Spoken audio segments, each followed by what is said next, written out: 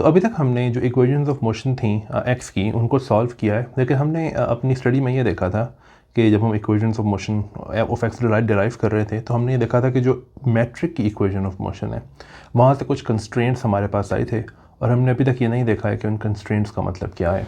तो मैं आपको सिर्फ रिमाइंड करवाने के लिए वो कंस्ट्रेंट्स बताता हूँ कि वो थे क्या।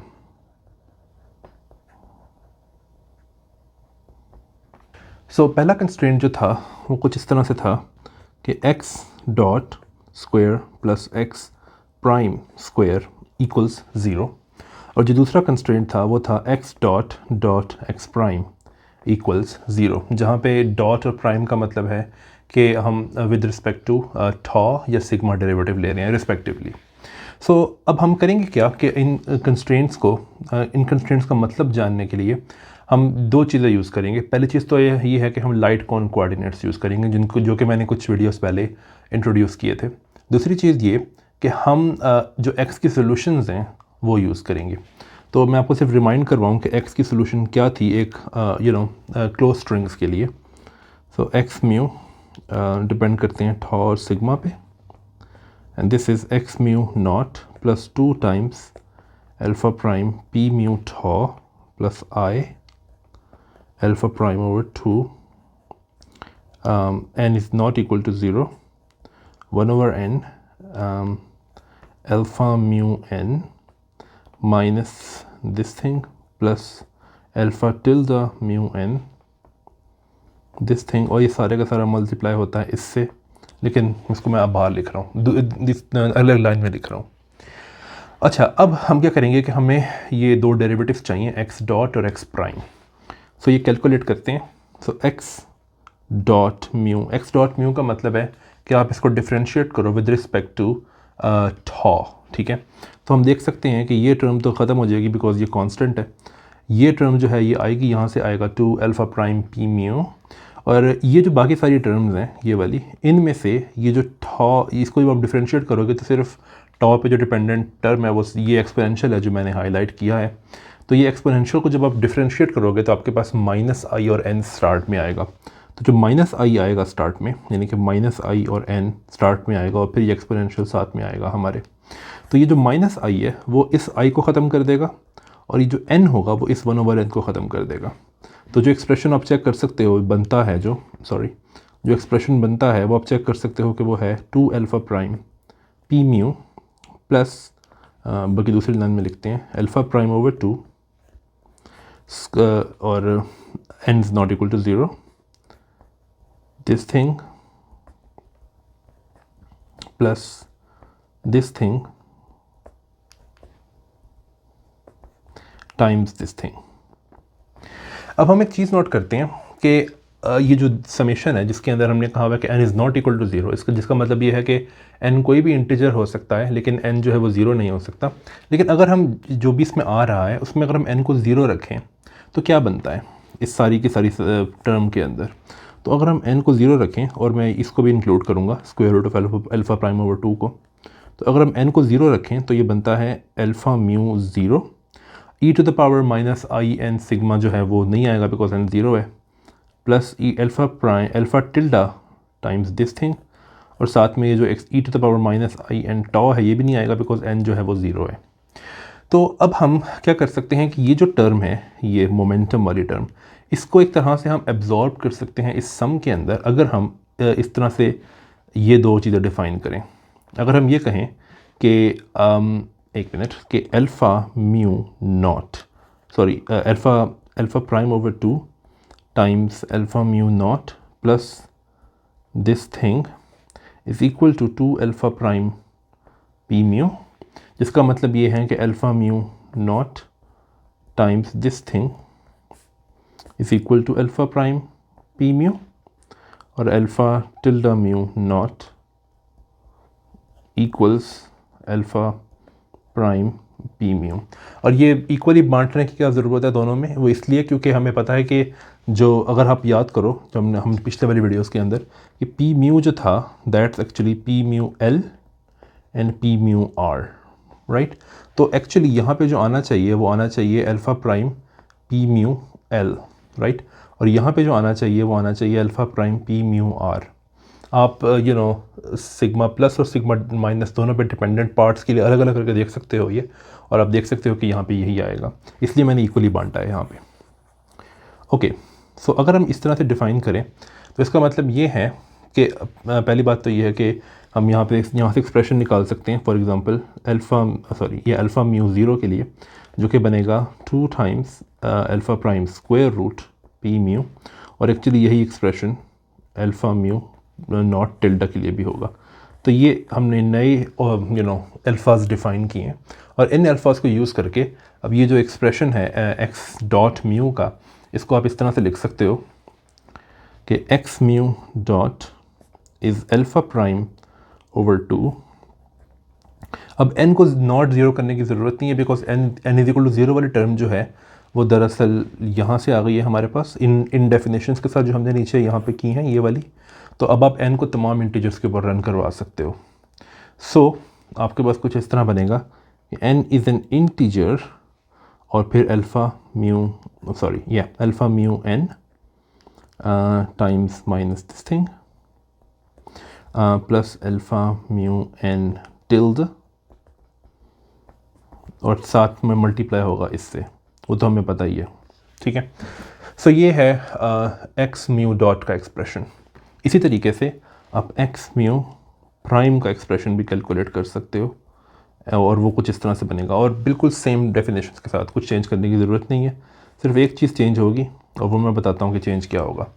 तो अगर आप इस एक्स म्यू को डिफ्रेंशिएट करो विद रिस्पेक्ट टू सिग्मा, तो अगेन आपके पास माइनस आई आएगा और n आएगा, तो माइनस आई इस आई को ख़त्म कर देगा और n जो है इस 1/n को ख़त्म कर देगा। ओके, लेकिन यहाँ से इस वाले से आपके पास माइनस आई नहीं बल्कि i आएगा, राइट।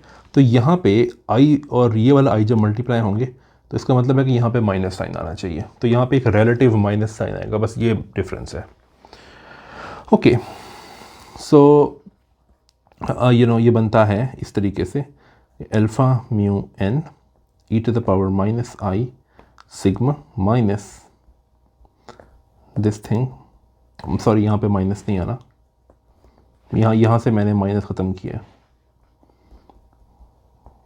राइट। ओके, अब हम एक चीज़ देख सकते हैं, और वो चीज़ ये है कि आप ये जो कंस्ट्रेंट्स मैंने पीछे लिखे थे इनको आप एक और तरीके से भी लिख सकते हो। ये असल में मैंने एक्सप्रेशन तो डिराइव किए हैं, वो इसलिए किए हैं क्योंकि बाद में काम भी आएंगे हमारे, लेकिन अभी आप जो पीछे वाले कंस्ट्रेंट्स हैं उनको एक और ऐसी फॉर्म में लिख सकते हो जो कि ज़्यादा हेल्पफुल है। तो वो फॉर्म क्या है? फॉर्म है लाइट कोन कोऑर्डिनेट्स। तो अगर मैं आपको याद कराऊँ तो लाइट कोन कोऑर्डिनेट्स को मैंने इस तरह से डिफ़ाइन किया था कि sigma plus minus is tau plus या माइनस सिग्मा। तो पहला कंस्ट्रेंट जो था वो था X dot square plus X prime square equals zero. तो एक्स डॉट स्क्वायर का मतलब क्या है? इसका मतलब है कि एक्स का टाइम डेरिवेटिव टॉ डेरिवेटिव और फिर उसका स्क्वायर। तो इसका मतलब है कि एक्स म्यू टॉ और एक्स म्यू टॉ। तो हम क्या एक्स डॉट के लिए एक्सप्रेशन लिख सकते हैं इन टर्म्स ऑफ एक्स का derivative with respect to the light cone coordinates? हम बिल्कुल लिख सकते हैं, तो वो लिखने की कोशिश करते हैं। तो एक्स म्यू डॉट जो है वो क्या है? एक्स म्यू डॉट है ये, लेकिन इसको हम यूँ भी लिख सकते हैं एक्स म्यू सिग्मा प्लस और sigma tau plus x mu sigma minus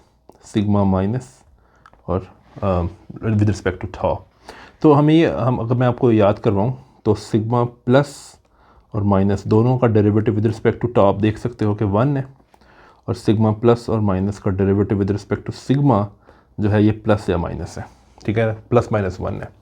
तो इनको यूज़ करके आप देख सकते हो कि एक्स म्यू डॉट जो है this is nothing but x mu times this, और sorry with respect to this, और जो derivative with respect to sigma plus है उसको मैं सिग्मा प्लस भी लिखा करूँगा। तो sigma plus x mu plus sigma minus x mu. Sigma plus का मतलब है derivative with respect to sigma plus, इसको आप यूँ भी लिख सकते हो sigma plus plus sigma minus x mu, लेकिन मैं इस तरह लिखूंगा नहीं क्योंकि थोड़ी सी कन्फ्यूजन पैदा होती है इससे। इसी तरीके से आप ये चेक कर सकते हो कि एक्स म्यू प्राइम जो है, जो कि है दरअसल partial x mu over partial sigma, ये बनता है कुछ इस तरीके से sigma plus this thing sigma minus this thing, right. और आप चेक कर सकते हो कि ये है sigma plus x mu minus sigma minus x mu. तो अब हमारे पास एक्स म्यू और एक्स म्यू डॉट और एक्स म्यू प्राइम दोनों के एक्सप्रेशन आ चुके हैं। तो पहला कंस्ट्रेंट अब हम दोबारा लिखते हैं। पहला कंस्ट्रेंट है ये, इसको आप इस तरह लिख सकते हो कि x mu dot plus x mu prime और एक्स म्यू प्राइम। तो इन सब के एक्सप्रेशन हमारे पास मौजूद हैं। तो ये पहला वाला जो है वो है sigma plus x mu plus sigma minus x mu multiplied by sigma plus x mu sigma minus x mu, और दूसरा वाला जो है उसमें सिर्फ एक माइनस साइन है रिलेटिव और कुछ भी नहीं है डिफरेंट।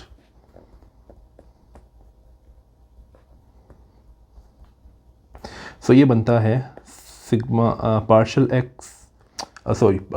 Plus x. सो पहली टर्म जो है वो इसको इससे मल्टीप्लाई करके आएगी। तो लेकिन आप इसको इस तरह लिख सकते हो पार्शल प्लस एक्स का स्क्वायर, जिसका मतलब है कि वो अपने साथ कॉन्ट्रैक्ट हो रहा है। तो मैं यही नोटेशन में यूज़ करूँगा। सो दिस थिंग प्लस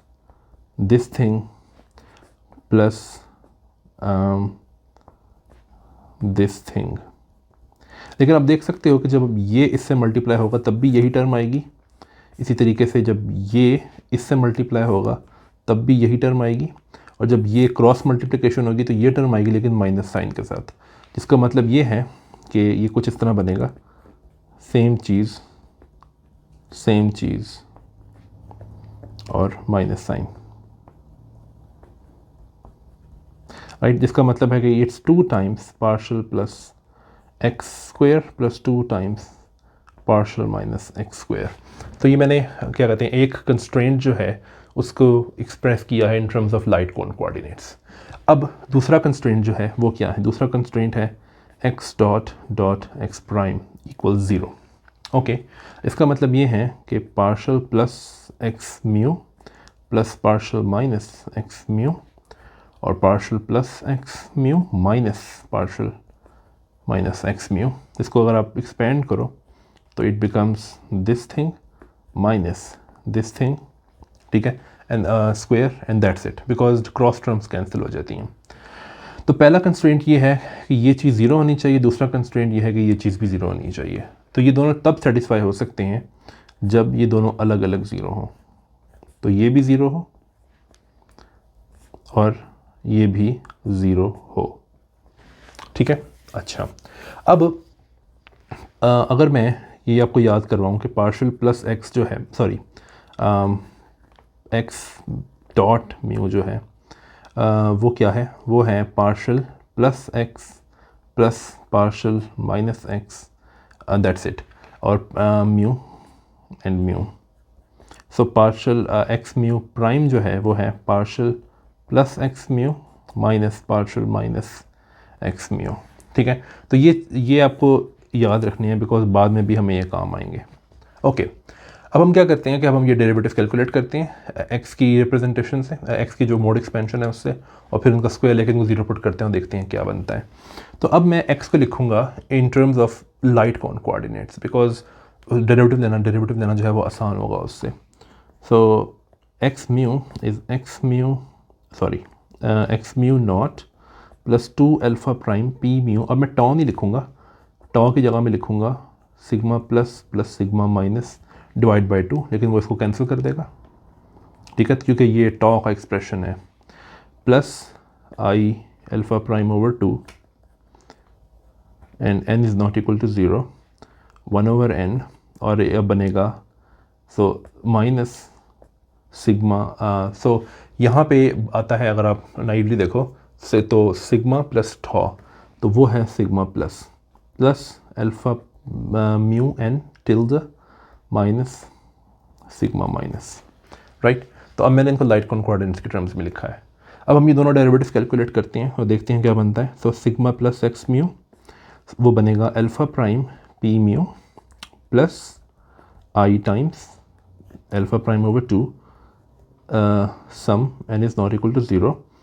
और अब अगेन आप जब डिफरेंशिएट करोगे इसको सिग्मा प्लस के रिलेटिव के रिस्पेक्ट, तो अगेन जो माइनस आई है वो आई को कैंसिल कर देगा, n जो है 1/n को बिल्कुल पहले की तरह, और आपके पास बनेगा कुछ यूँ, सॉरी राइट। और बिल्कुल पहले वाले डेफिनेशंस को यूज़ करके आप देख सकते हो कि ये चीज़ जो है ये है ये है अल्फ़ा प्राइम।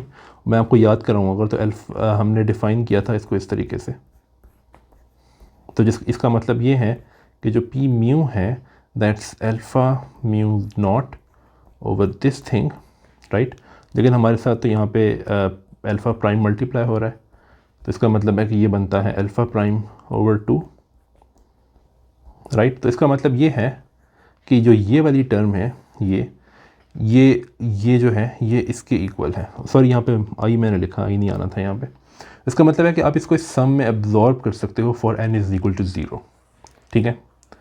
तो इसको हम एब्जॉर्ब कर लेते हैं सम के अंदर विद इस definition of alpha mu not के साथ। तो ये बनता है सम n can be any integer now. तो पहले 0 नहीं हो सकता था, लेकिन अभी 0 भी हो सकता है। So alpha prime over 2 alpha mu n, sorry n e to the power minus n plus. इसी तरीके से आप ये भी कैलकुलेट कर सकते हो, और छोटी सी एक्सरसाइज के तौर पे आप देख सकते हो खुद करके ये कि ये भी एग्जैक्टली इसी तरीके से आता है, लेकिन एक छोटा सा इसमें डिफरेंस ये है कि यहाँ पे अल्फ़ा टिल्डाज आएंगे और यहाँ पे सिग्मा माइनस आएगा। तो अब हमारे पास दोनों डेरिवेटिव्स हैं, इनका अब हमने स्क्वायर लेना है और 0 पुट करना है, दैट्स इट। तो लेट्स सी, तो पहले इस डेरिवेटिव का स्क्वायर लेते हैं। स्क्वायर का मतलब है कि इसको अपने साथ कॉन्ट्रैक्ट करना है, ये मतलब है इसका। तो इसका मतलब ये है कि अल्फ़ा प्राइम ओवर 2 वाला जो फैक्टर स्क्वायर रूट के अंदर है वो 2 दफ़ा मल्टीप्लाई होगा, तो इसका मतलब है कि स्क्वायर रूट ख़त्म हो जाएगा। और अब आपके पास 2 समेशंस हैं, तो हमें 2 समेशन इंडिसेस भी चूज़ करने पड़ेंगे। So this thing multiply by itself. So मैं m चूज़ कर लेता हूँ, अल्फ़ा ओके अल्फ़ा m, और अब इसका इंडेक्स नीचे की तरफ आएगा बिकॉज ये कॉन्ट्रैक्ट हो रहा है दूसरे वाले अल्फ़ा म्यू n के साथ। So minus m sigma plus. अब इसको मैं इस तरह से लिख सकता हूँ कि अल्फ़ा प्राइम ओवर 2 दो सम, तो n और m दोनों इंटीजर्स हैं, बल्कि इसको अलग अलग लिखते हैं वो बेहतर है। तो n भी इंटीजर है और m भी इंटीजर है। और अब मैं इसको इस तरह से लिखूँगा alpha n dot alpha m। तो alpha n dot alpha m का मतलब ये है कि ये दोनों कॉन्ट्रैक्ट हुए हुए हैं, इनके जो म्यू इंडिसेस हैं ये वाले, ठीक है। तो ये कॉन्ट्रैक्टेड इंडिसेस के साथ, इसलिए मैंने डॉट लगाया बीच में, और साथ में माइनस आई n plus m sigma plus. अब मैं चाहता ये हूँ कि n प्लस m जो यानी जो सिग्मा के साथ जो आ रहा है ना सिग्मा प्लस के साथ, वो एक समेशन इंडेक्स हो, ठीक है। क्योंकि मैं चाहता ये हूँ कि मैं इसको as a Fourier series treat करूँ। हमें पता है कि हम किसी फंक्शन की फॉरियर सीरीज़ एक्सपोनेंशियल्स की टर्म्स में लिख सकते हैं, और फिर अगर वो फॉरियर सीरीज़ 0 हो, ठीक है, इसका मतलब ये होता है कि हर एक्सपोनेंशियल का कोएफिशिएंट जो है वो 0 है। तो मैं कह ये रहा हूँ कि अगर आपके पास एक फंक्शन है f of z for example, और अगर आप उसको एक फॉरियर सीरीज़ के तौर पर लिख सकते हो, so f n for example minus f n z, right. तो फिर होता ये है कि अगर तो ये 0 है, इसका मतलब ये होता है कि हर कोएफिशिएंट जो है वो 0 है, ठीक है। तो ये हम रिज़ल्ट भी यूज़ करेंगे। अब हम ये करते हैं कि हम n प्लस m जो है इसको एक समेशन वेरिएबल कह देते हैं। तो फॉर एग्ज़ाम्पल इसको हम j कह सकते हैं, और फिर हम कोई एक समेशन वेरिएबल को रिप्लेस कर सकते हैं, तो हम m को रिप्लेस कर देते हैं। तो m is j minus n, ठीक है। तो अगर मैं ये यूज़ करूँ तो ये ऊपर वाली जो चीज़ है यानी कि सिग्मा प्लस एक्स स्क्वायर, ये बनता है alpha prime over 2 j can be any integer, और अब मैं एक ब्रैकेट शुरू करूँगा और इसके अंदर मैं कहूँगा n can be any integer. तो ये वही 2 समेशंस हैं, लेकिन अब मैंने n को n और m को j और n से रिप्लेस कर दिया, ठीक है। तो अब m की जगह मैं हमेशा ये लिखा करूँगा ये वाली जो सब्स्टिट्यूशन है यानी कि j माइनस n। तो ये बनेगा alpha n dot alpha j minus n, ठीक है, इस तरह से। और फिर e to the power minus I j sigma plus.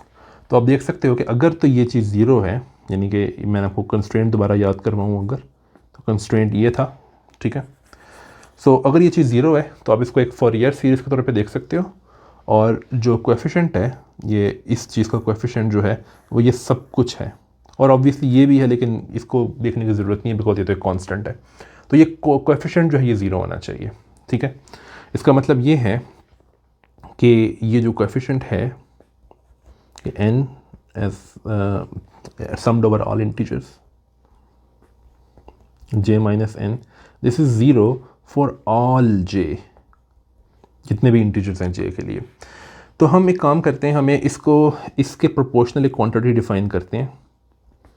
सो इस तरह से, सो इसके ऊपर जो फ्री इंडेक्स है वो j है, तो हम कहते हैं कि L J is this thing but 1/2, ये कन्वेंशनल फैक्टर है सिर्फ एक, और कुछ भी नहीं है। तो इसका मतलब ये है कि this is zero for all j, यानी कि फॉर ऑल इंटीजर्स, ठीक है।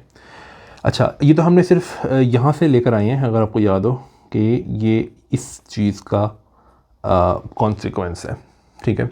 अब आप एक छोटी सी एक्सरसाइज करके देख सकते हो कि अगर हम यही चीज़ इस वाले कंस्ट्रेंट के साथ करें तो ये चीज़ ज़ीरो होती है। n is an integer, okay. Alpha primes बस, सॉरी अल्फ़ा टिल्डास जो हैं वो, उनके लिए भी ये चीज़ सही है, एग्जैक्टली ये चीज़ सही होती है, ज़ीरो है ये। और फिर वहाँ पे एक और चीज़ हम डिफ़ाइन करते हैं एल टिल्डा जे, और उसमें भी हम 1/2 एज अ कन्वेंशनल फैक्टर लगाते हैं। तो ये चीज़ ज़ीरो है फॉर ऑल जे, यानी कि जे जो है वो इंटीजर्स हैं।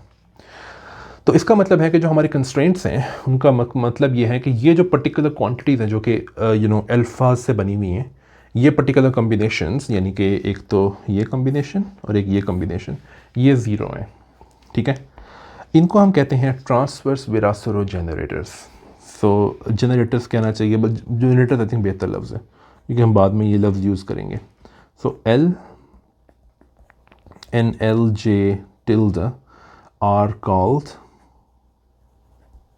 अभी मैं ट्रांसफर्स का वर्ड यूज़ नहीं करता, चलो सिर्फ विरासरो जनरेटर्स कह लेते हैं इसको, और ये बहुत ज़्यादा ज़रूरी हैं स्ट्रिंग थ्योरी की स्टडी के अंदर। सो कंस्ट्रेंट्स का मतलब ये है कि these generators vanish for all j, और जे जो है वो कोई भी इंटीजर हो सकता है। और ये आपको मैं बात याद कर रहा हूँ कि अभी तक हम सिर्फ क्लासिकली बात कर रहे हैं, तो क्लासिकली जस्ट इन कंस्ट्रेंट्स का मतलब ये है, इनका क्वांटम मैकेनिकल मीनिंग क्या है वो हम तब देखेंगे जब हम स्ट्रिंग को क्वांटाइज करेंगे, ठीक है। तो वीडियो ख़त्म करने से पहले मैं एक पर्टिकुलर चीज़ की बात करूँ, और वो है L0, क्योंकि L0 जो है वो बहुत इंपॉर्टेंट विरासरो जनरेटर है। इनफैक्ट इसका ताल्लुक कुछ हद तक स्ट्रिंग थ्योरी की जो डिमेंशन 26 है, बोसोनिक स्ट्रिंग थ्योरी, उससे भी कुछ हद तक है। तो ये कि नहीं, थोड़ा आगे जाके हम समझ आएगी कि कहाँ से आता है ये ताल्लुक। सो एल जे की अगर मैं डेफिनेशन दोबारा से लिखूँ तो इट इज़ 1/2 n, कोई भी इंटीजर है, alpha n dot alpha n j minus n, ठीक है। लेकिन अगर मैं j को ज़ीरो पुट करूँ तो फिर एल नॉट है 1/2, और j को हमने सिर्फ ज़ीरो करना है। सो इसका मतलब है कि n डॉट माइनस n, ठीक है। अब दो वेक्टर्स को, क्योंकि अल्फ़ास के ऊपर सॉरी म्यू है, तो ये दोनों वेक्टर्स हैं, तो इनको आप, इनका ऑर्डर अगर आप स्वैप करो तो इससे कोई फ़र्क नहीं पड़ता, ठीक है। तो अगर आप यूँ करो कि alpha minus n dot alpha, तो उससे कोई फ़र्क नहीं पड़ता। ये क्लासिकली ठीक है, लेकिन क्वांटम मैकेनिकली इससे बहुत बड़ा फ़र्क पड़ता है, और एक्चुअली इसकी हम बात करेंगे आगे जाके जब हम क्वांटम मैकेनिकल स्टडी करेंगे स्ट्रिंग की। लेकिन यहाँ पे मैं ये करना चाह रहा हूँ कि मैं इसको एक्सपेंड करना चाहता हूँ, यानी कि इस सम को मैं दो पार्ट्स में लिखना चाहता हूँ, यानी कि इसके दो पार्ट्स होंगे। एक पार्ट वह है जहाँ पे n ज़ीरो है, बिकॉज n तमाम के तमाम इंटीजर्स पे रन करता है, तो n ज़ीरो हो सकता है या फिर n नॉन ज़ीरो हो सकता है। तो इसको मैं इस तरह से लिख सकता हूँ कि अगर ये ज़ीरो है, ठीक है, इसका मतलब ये है कि ये सम सबसे पहले तो ज़ीरो है, ठीक है। अच्छा, फिर इसका मतलब ये है कि अगर मैं n को ज़ीरो रखूँ तो it's alpha zero dot alpha zero, यानी कि अल्फ़ा ज़ीरो का स्क्वायर है एक तरह से ये, plus n is not zero now, और बाकी तमाम इंटीजर्स के ऊपर सम करते हैं अब हम, एंड दिस इज़ ज़ीरो, ठीक है।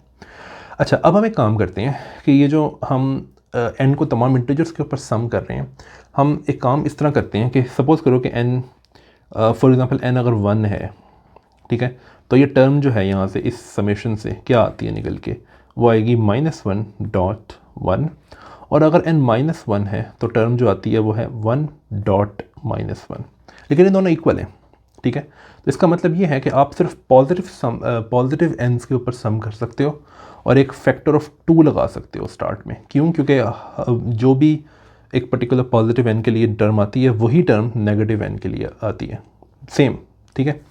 इसका मतलब ये है कि आप इस सम को इस तरह से लिख सकते हो कि alpha naught square plus 2 times n is equal to 1 to infinity. तो मैंने सिर्फ पॉजिटिव एंड्स के ऊपर सम किया है अब, और alpha minus N dot alpha N. Alpha minus N start में लिखने की ज़रूरत क्यों है? वो इसलिए है क्योंकि हम देखेंगे बाद में आगे जाके कि अल्फ़ा माइनस एन्स जो हैं, यानी कि नेगेटिव एन वाले अल्फ़ाज जो हैं, दे कॉरिस्पॉन्ड टू क्रिएशन ऑपरेटर्स जब हम क्वांटम मैकेनिकल स्टडी करेंगे, और जो पॉजिटिव अल्फ़ा एन वाले अल्फ़ा होंगे दे कॉरिस्पॉन्ड टू एनाइलेशन ऑपरेटर्स। तो हमने इसको इस तरह इसलिए लिखा है कि हम चाहते हैं कि नॉर्मली ऑर्डर्ड एक्सप्रेशन हो हमारा, ठीक है। ओके, अगर आपको अभी समझ नहीं है इस बात की तो कोई बात नहीं, अभी ये ज़रूरी नहीं है बात। ज़रूरी बात इस वक्त ये है कि अगर अल्फ़ा नॉट की डेफिनेशन अगर आपको मैं याद कराऊँ तो क्या थी, वो थी 2 टाइम्स अल्फ़ा प्राइम का square root times P mu. इसका मतलब ये है कि अल्फ़ा नॉट का जो स्क्वायर है, जो कि इस तरह से है अल्फ़ा नॉट म्यू, तो ये बनता है 2 अल्फ़ा प्राइम, ठीक है, P mu multiplied by 2 alpha prime P mu, तो ये बनता है 2 अल्फ़ा प्राइम पी स्क्वायर, ठीक है। तो ये एक्सप्रेशन जो है अल्फ़ा नॉट के लिए ये मैं यहाँ रख सकता हूँ, तो ये बनता है, तो ये जो एक्सप्रेशन है ये बनता है 2 अल्फ़ा प्राइम, ठीक है, P square plus 2 times n is equal to 1 to infinity alpha minus n dot alpha n equal 0। इसका मतलब ये है कि पी स्क्वायर जो है वो है minus this thing this thing alpha prime, बल्कि एक मिनट में थोड़ा सा जगह दे के लिखता हूँ, -1 over alpha prime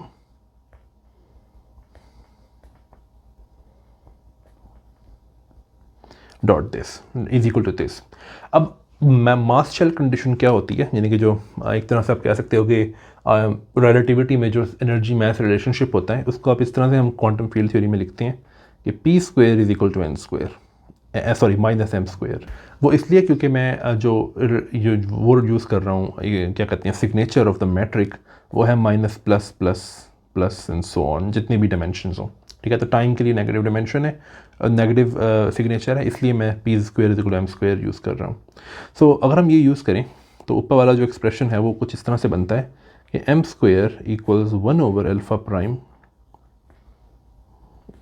this thing equals 0। तो ये इसको कहते हैं क्लासिकली सॉरी, ये इज इक्वल टू 0 नहीं है यहाँ पे भी नहीं है, हाँ। तो इसको हम क्लासिकली हम कहते हैं कि ये दरअसल स्ट्रिंग का, एक ऑसिलेटिंग स्ट्रिंग का मैस बता रहा है। तो अब जैसे कि हम जानते हैं कि जो अल्फ़ाज हैं ये दरअसल ये बताते हैं कि स्ट्रिंग किस मोड में वाइब्रेट कर रहा है। तो अगर आपको ये पता है कि स्ट्रिंग किस मोड में वाइब्रेट कर रहा है तो ये फार्मूला दरअसल आपको मैस फार्मूला बताता है, जो मैस बताता है कि उस स्ट्रिंग का मैस क्या होगा, ठीक है। और ये सिर्फ क्लासिकली, अभी हम क्वांटम मैकेनिकली बात नहीं कर रहे। क्वांटम मैकेनिकली इसमें एक चेंज होगा जो कि अभी नहीं दिख रहा हमें, लेकिन जो इंपॉर्टेंट बात है वो ये है अभी कि यही चीज़ आप स्टार्ट कर सकते। देखो मैंने कहाँ से स्टार्ट की थी, ये वाली बात करनी, मैंने एल नॉट से स्टार्ट की थी। आप एल नॉट टिल्डा से भी यही बात स्टार्ट कर सकते थे, और वहाँ से आपको ये मिलेगा कि M square is 1 over alpha prime N is equal to 1 to infinity alpha minus N tilde dot alpha N tilde, ठीक है। तो ये दोनों के दोनों अगर मैथ स्क्वायर हैं तो इसका मतलब है कि ये दोनों समेशंस इक्वल होनी चाहिए। तो इसको हम इस तरह लिख सकते हैं, sorry, minus N dot alpha N equals